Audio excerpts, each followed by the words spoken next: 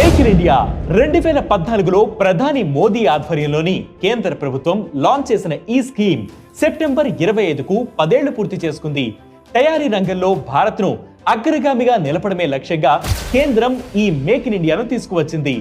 ఈ ఇనిషియేటివ్ 10 ఏళ్లు పూర్తి చేసుకోవడంపై ప్రధాని మోదీ హర్షం వ్యక్తం చేశారు. మరి ఈ 10 ఏళ్లలో మేక్ ఇన్ ఇండియా ద్వారా భారత్ సాధించిన పురోగతి ఏంటి? మేక్ ఇన్ ఇండియా హిట్ అయినట్టేనా? ఈ రోజు బిగ్ స్టోరీలో తెలుసుకుందాం.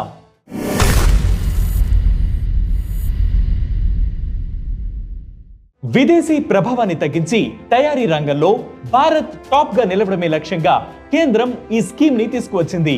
ఈ స్కీమ్ వచ్చాక స్టార్టప్ సంఖ్య భారీగా పెరిగినట్లు కేంద్రం వెల్లడించింది.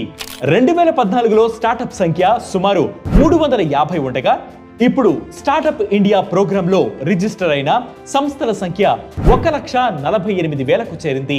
2014 నుంచి ఇప్పటి వరకు 1 కోటికి పైగా పేటెంట్లు మంజూరయ్యాయని 45% స్టార్టప్స్ టైర్ 2, టైర్ 3 సిటీల నుంచే రావడం విశేషం.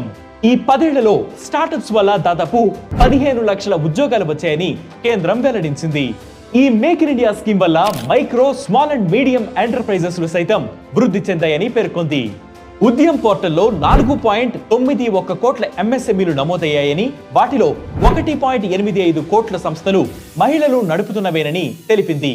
ఈ రిజిస్టర్డ్ కంపెనీల ద్వారా ఇప్పటి వరకు 21.17 కోట్ల ఉద్యోగాలు నమోదయ్యాయని, 2022-23 ఆర్థిక సంవత్సరం జీడీపీలో 30.1% ఆదాయం ఈ ఎంఎస్ఎంఈల నుంచే వచ్చిందని చెప్పుకొచ్చింది. ఇక మేక్ ఇన్ ఇండియా ద్వారా ఖాదీ సేల్స్ కూడా వృద్ధి చెందాయన్న కేంద్రం 2023-24 ఆర్థిక సంవత్సరంలో 1.55 లక్షల కోట్ల విలువైన ఖాదీ అమ్ముడుపోయిందని తెలిపింది. ప్రొడక్షన్ లింక్డ్ ఇన్సెంటివ్ స్కీమ్ ద్వారా 8 లక్షల ఉద్యోగాలని కల్పించామని, ఎగుమతుల విలువ ఈ 10 ఏళ్లలో 4 లక్షల కోట్లకు పైగా పెరిగిందని వెల్లడించింది. వరల్డ్ బ్యాంక్ కు చెందిన ఈజ్ ఆఫ్ డూయింగ్ బిజినెస్ సూచీలో 2014లో 142వ స్థానంలో ఉన్న భారత్ ఈ మేక్ ఇన్ ఇండియా స్కీమ్ తో 2020 నాటికి 63వ స్థానానికి ఎగబాకింది. డిఫెన్స్, రైల్వే, సివిల్ ఏవియేషన్ వంటి రంగాల్లోనూ ప్రైవేట్ అండ్ ఫారెన్ ఇన్వెస్ట్మెంట్స్ కు అవకాశం కల్పించింది. ఫలితంగా ఆ విభాగాలు వృద్ధి చెందాయి. మేక్ ఇన్ ఇండియాతో ఆటోమొబైల్స్, ఎలక్ట్రానిక్స్, రెన్యూవబుల్ ఎనర్జీ మొదలైన రంగాలు వృద్ధిని నమోదు చేశాయి. అయితే కొన్ని విషయాల్లో మేక్ ఇన్ ఇండియా స్కీమ్ ఇంకా వెనుకబడి ఉందని విశ్లేషకులు చెబుతున్నారు. ఈ మేక్ ఇన్ ఇండియా అంతర్జాతీయంగా తగిన మార్కెట్ ను సృష్టించలేకపోయిందని వారు తెలిపారు.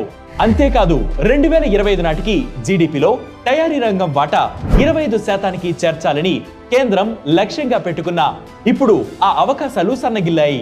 ప్రస్తుతం ఆర్థిక సంవత్సరం ముగిసే నాటికి తయారీ రంగం వాటా 15% పరిమితం కానుందని అంచనా.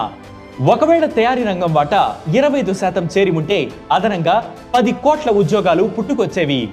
అయితే మొత్తంగా ఈ 10 ఏళ్లలో మేక్ ఇన్ ఇండియా ఇనిషియేటివ్స్ కు సవాళ్లు ఎదురైనా భారత్ పురోగతిలో కీలక పాత్ర పోషించింది.